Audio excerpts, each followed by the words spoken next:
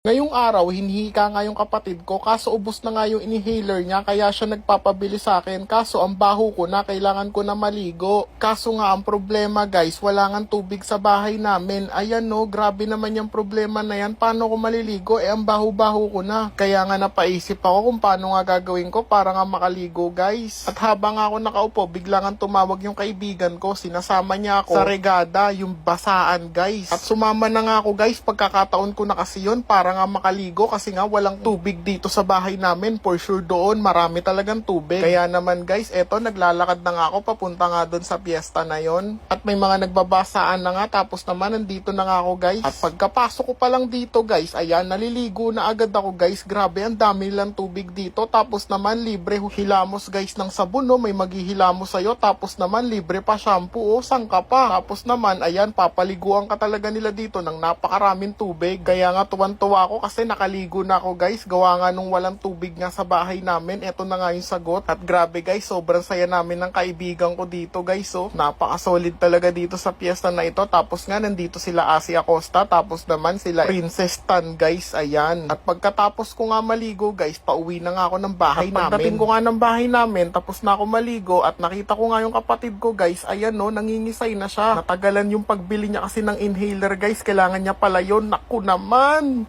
Paano ang gagawin ko nito guys? Tarantan-taranta na ako. Yun lang guys. Bye-bye. Sorry kapatid.